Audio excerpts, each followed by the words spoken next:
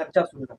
आमचा राष्ट्रवादी काँग्रेस पक्ष हा एकसंघ आहे आणि सुनीत्रा पवार वहिनींच्या मार्गदर्शनाखाली हा पक्ष यापुढं अतिशय चांगली प्रगती करेल आणि काही छोटे मोठे मतभेद असतील तर आम्ही एकत्र बसून आम्ही संपवू. पण पक्षाच्या घटना बदलण्याबाबत जे काही स्पष्टीकरण सुनेत्राताईंनी मागवलेलं होतं, ते जे काही स्पष्टीकरण तटकरे यांनी दिलेलं आहे त्यावर समाधानी सुनेत्राताई नाहीत असं नाही, दिसतंय. त्या योग्य पद्धतीनं याबद्दल आपलं जे मत आहे ते मांडतील. तटकरे साहेबांना साईड आउट करायचा हा प्रयत्न राष्ट्रवादी. नाही, तो काही दिसणार नाही. पक्ष आम्ही एकसंघ आहोत आणि सगळा राष्ट्रवादी काँग्रेस पक्ष सुनीत्रा वहिनींच्या नेतृत्वाखाली एकसंघपणानं काम करेल. आज संजय पवार यांनी एक वक्तव्य केलं, ज्या पद्धतीनं फक्त राष्ट्रवादी काँग्रेस पक्षामध्ये या सगळ्या घटना घडत आहेत. राष्ट्रवादी काँग्रेसचे 25 ते 30 आमदार पुढच्या काही महिन्यांमध्ये भाजपमध्ये विलीन होतील अशा पद्धतीचे कुणी केलं? वक्तव्य संजय राऊत यांनी केले. भविष्यवाणी राष्ट्रवादी काँग्रेस पक्षाचा एकही आमदार हा अजितदादाचा पक्ष सोडून जाणार नाही. एकही आमदार. आता वास्तविक आपल्या संजय राऊतांनी आपले खासदार सांभाळावेत, तेच बरेचसे चाललेले आहेत अशा बातम्या आम्ही ऐकलेल्या आहेत. पण ज्या पद्धतीनं परवा तटकरेंच्या मतदारसंघामध्ये अजित पवारांचा फोटो टाळला गेला किंवा ज्या घटना घडतात त्यामुळे कुठेतरी तटकरेंच्या बद्दलची नाराजी, त्याबद्दल आदित्यताई तटकरे यांनी खुलासा केलेला आहे आणि त्यांनी स्पष्टपणे सांगितलं की स्थानिक पातळीवरचं होतं आणि त्याबद्दलची दिलगिरी त्यांनी व्यक्त केलेली आहे. पण नेहमी अजितदादांच्या मुंबई दिल्लीच्या दौऱ्यामध्ये तटकरे साहेब दिसायचे, मात्र आज सुनीत्राताई असताना सुद्धा ते मुंबईत आहेत आणि ताई दिल्लीत आहेत. नाही, असं नाही. आता सुनीत्रा वहिनी या राज्यसभेच्या खासदार आहेत. हे कायम असं नव्हतं. त्या खासदार म्हणून ते गेलेले आहेत आणि आता त्या विधानसभेच्या निवडणुका लढवणार असल्यामुळं मला वाटतं सही करण्यासाठी गेले आहेत. पण आज संजय राऊतांनी असा देखील आरोप केला की भाजपला हवा असेल म्हणजे भाजपला पाहिजे तसा घटना बदल या सगळ्या पक्षाच्या मध्ये तटकरे यांनी प्रफुल्ल पटेल यांनी केला भाजपच्या सांगण्यावर. आता मी सांगितलं ना, याच्याबद्दल काही अर्थ नाही. सगळा हा गैरसमज आहे आणि लवकरच सुनीत्रा वहिनी याचं आपलं मत मांडतील. म्हणजे कुठेतरी चला आता दुसरा विषय काढू. नाही, कुठेतरी दुसरा विषय काढू आपण. गोकुळच्या संदर्भामध्ये विरोध करण्याच्या दृष्टीनं संचालकांनी हालचाल सुरू केली, ती गाडी कुठेपर्यंत पोहोचली? नाही, संचालक सगळ्या नेत्यांना भेटतायत. त्यांच्या भावना आहेत किंवा निवडणुका बिनविरोध व्हाव्यात. अजून निवडणुकीची मतदार यादी झाली नाही, तर हे बोलणं हे अतिशय लवकर ठरेल. योग्य वेळेला याच्याबद्दल आपण बोलू. गोकुळच्या ज्या काही नवीन संस्था झालेल्या आहेत त्यांच्या काही संस्थांच्या बद्दल तक्रारी दाखल झाल्या होत्या, त्यानुसार चौकशी समिती देखील नेमली गेलेली आहे. काय याबद्दल? नाही, चौकशी समितीनं नेमणं, त्यांची चौकशी होणं हा एक नित्याचा भाग आहे. त्यामुळे ज्या नवीन सोसायटी आहेत त्याबद्दल योग्य ते आता आज उच्च न्यायालयात सुद्धा तारीख आहे. मला वाटतं लवकरात लवकर उच्च न्यायालय याबद्दलचे दोन्ही सुनावण्या घेऊन योग्य तो निर्णय देतील याची मला खात्री आहे. पण या संस्थांचे सभासद नियमबाह्यपणे अशा पद्धतीने एका बाजूलाही तक्रार असताना विरोधी गटाच्या संचालिका देखील त्यावरून जे नियमबाह्य असतील ते बाहेर जातील, जे नियमात असतील ते मतदान करतील. पण ज्या अधिकाऱ्यांच्याकडे चौकशी आणि या सगळ्या गोष्टी म्हणजे एका रात्री त्या ठिकाणाहून दुसरा अधिकारी नियुक्त केला जातो, तो शासनाच्या नाही, तो असला तर मुख्यमंत्री हे राज्याचे शेवटचे हे आहेत. आता ह्यामध्ये चेअरमन हा युतीचाच, सत्ता युतीची. त्यामुळं मुख्यमंत्री महोदय यामध्ये काय करणार नाही असते याची खात्री आहे आम्हाला. सगळ्या तक्रारी मग अदृश्य आहे अशी चर्चा नाही, ते काय मला माहिती नाही अदृश्य शक्ती कोण आहे. ज्यांनी तुम्हाला हे बोललेलं आहे त्यांच्याकडनं माहिती घ्या. कोल्हापूर शेती उत्पन्न बाजार समिती नाही, चौकशी नाही चालू. मी स्वतःच आता तिथं 10 तारखेला चेअरमन निवड आहे आणि तिथं आता सहाय्यक निबंधक हा सचिव यावा असा माझा प्रयत्न आहे. मला वाटतं लवकरात लवकर सचिवच सहाय्यक निबंधक सहकारी संस्था यांना केल्यानंतर बरेचसे प्रश्न सॉल्व्ह होतील असं मला वाटतं. विद्यमान चेअरमन आपल्याच पक्षाचे होते, कार्यकाळ संपण्याआधी त्यांनी राजीनामा दिला आणि राजीनामा देत असताना कुठेतरी नाराजी देखील नेत्यांच्या बद्दल म्हणजे तुमच्याबद्दल त्यांनी माझ्याबद्दल मला ते दैवत मानले त्याने. तिथले काहीतरी मतभेद त्यांचे झाले असतील, काय तर झाला असेल, तो भाग वेगळा आहे. परंतु कुठल्याही संस्थेचा कारभार हा चांगला चालला पाहिजे असा आग्रह आमचा नेते मंडळीचा असतो. शक्तीपीठ महामार्गाचं रेखांकन पुन्हा एकदा बदलण्यात कोल्हापूर काही तालुके होते ते बदलून आता शक्तीपीठ महामार्ग पुन्हा एकदा सातारा जिल्ह्यात झाला आहे. कसं पाहता याकडे शक्तीपीठ महामार्गाच्या त्यावेळेस आपण निवडणूक पाहतो त्यावेळेस आपण या अर्थी दाखवलं होतं. आता सध्याची परिस्थिती बदलते, काय सांगाल? आणि यामध्ये JRZ मध्ये माझ्या विधानसभा मतदारसंघातून रस्ता जाणार होता. विधानसभेच्या निवडणुका लागलेल्या होत्या. त्यावेळेला तो रस्त्याचं भूमी संपादनाचं आदेश रद्द करण्याचा आपण प्रयत्न केला आणि ते भूमी संपादनाचा आदेश रद्द केलेलं मी नोटिफिकेशन माजी आमदार संजयबा घाडगे यांना दिलं होतं. कारण बराचसाच भाग आमचा त्या कागद तालुक्यातील शेतीचा जात होता. आज मी असं वाचलं की ते अलाइनमेंट बदललेली आहे. ती अलाइनमेंट अजून काही फायनल आहे की नाही मला माहिती नाही, परंतु माझ्या मतदारसंघातून ही अलाइनमेंट आता काढण्यात आलेली आहे.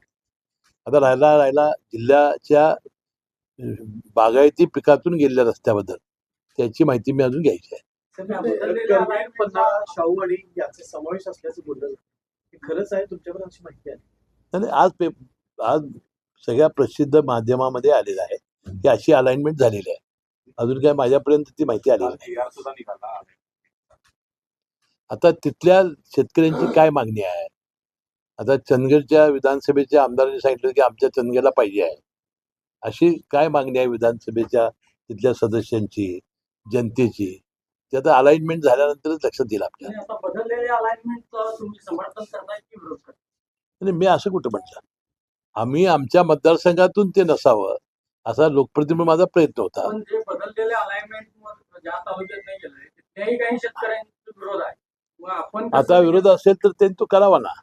आता माझा लोकप्रतिनिधी म्हणून माझ्या मतदारसंघाची जबाबदारी ती पार पाडलेली आहे.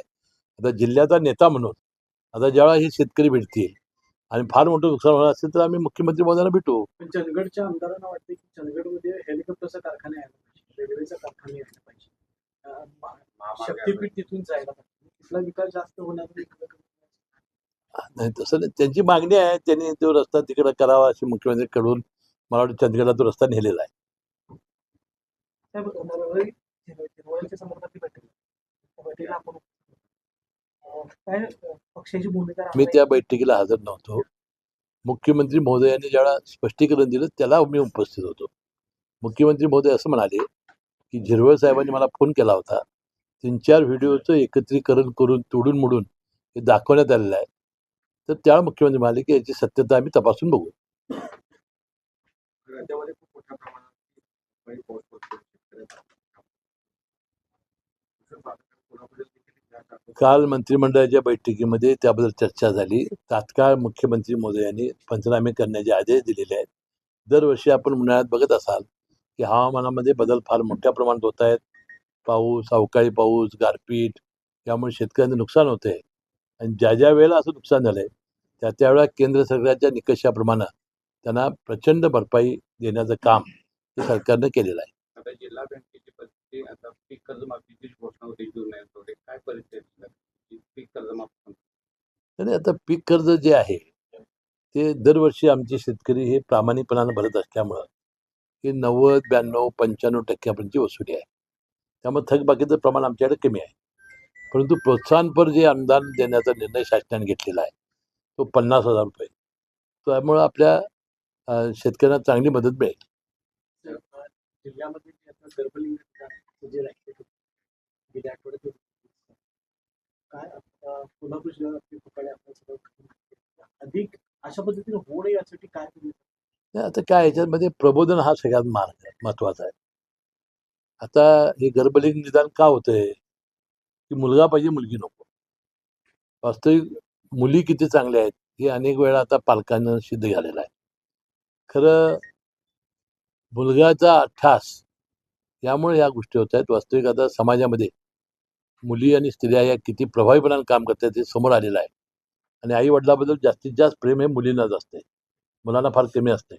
वाटतं हे प्रबोधनानं आता आपण लोकांना सांगितण्याची गरज आहे.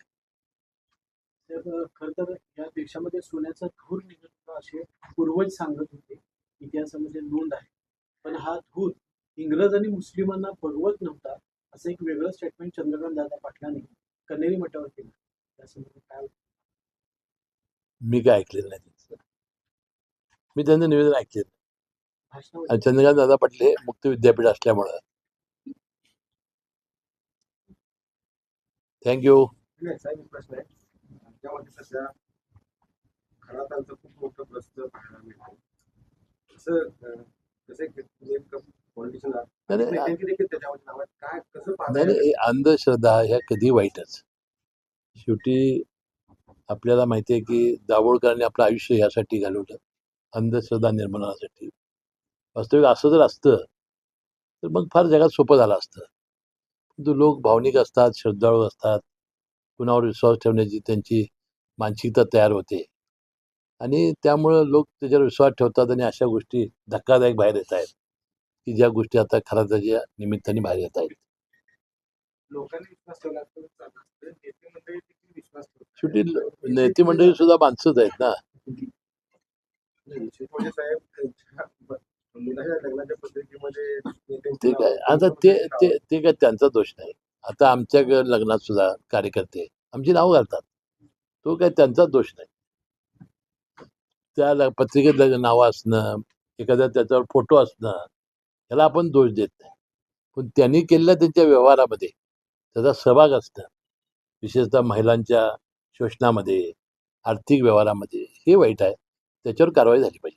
चाकणकरांच्या राजीनाम्यानंतर महिला आयोगाचा अध्यक्ष कोण व्हावा याचा आता लवकरच आमच्या सुनेत्रा वहिनीपासून सगळ्या प्रमुख कार्यकर्त्यांना, नेते मंडळींचा विचार करून कोण चांगली महिला आहे ते ठरवतील. इतर पक्षांची देखील नावं चर्चेत आहेत. नाही, राष्ट्रवादी काँग्रेस पक्षाची जागा आहे, त्यामुळे राष्ट्रवादी काँग्रेसचीच एखादी कर्तबगार महिला ही महिला आयोगाची अध्यक्ष होईल. शेतकऱ्यांचं चाकणकरांचं पोट का फुटलंय असं म्हणून काही चर्चा आहे. नाही, याच्यावर तुम्ही केली. त्याने तटकरे साहेबांनी खुलासा केला की माझं बोट कशात मध्ये हे झालं होतं. वास्तविक अशा गोष्टी संबंध लावणं हे फार दुर्दैवी आहे. काय म्हणाल, दादा गेल्यापासून रोहित पवार ज्या पद्धतीनं राष्ट्रवादी टीका करतात, म्हणजे विशेष करून पटेल आणि तटकरे साहेबांच्यावर, त्यांना कोण काय उत्तर देत नाही? काल सूरज चव्हाण आमचे तरुण युवकांचे अध्यक्ष यांनी काल त्याच्याबद्दलचा स्पष्टीकरण दिलेलं आहे आणि हे कसं चालू आहे त्याचं सविस्तरपणानं त्यांनी पत्रकार परिषद करून सांगितलेलं आहे. पाच पवार आणि एकनाथ दोघे भाऊ शांत आहे, याच्यावर सुद्धा सध्या राजकारण चालू आहे. पवार कुटुंबियांकडून काय बोलतात? ते बोलतील ना. आता बघा 2 तर महिने झाले जाऊन आणि इतका मोठा धक्का होता, सावरायला सुद्धा थोडा वेळ लागेल. एका बाजूला बारामतीची पोटनिवडणूक बिनविरोध होण्यासाठी प्रयत्न करतात. काही नेते मंडळी मात्र ही बिनविरोध होणार नाही अशा पद्धतीची वक्तव्य करतात. हाती किंवा अन्य मंडळी निवडणूक लढवण्यावर ठाम दिसत आहेत.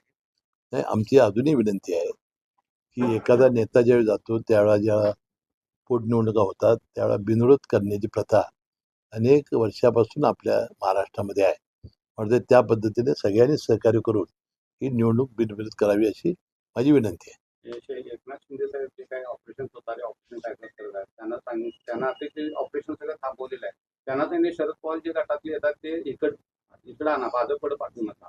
ते काय ते मला काही माहिती नाही. ते एकनाथ शिंदे साहेबांना किंवा त्यांच्या लोकांना विचारलं पाहिजे, मला काय माहिती असतं. काय परिस्थिती आहे? थँक्यू.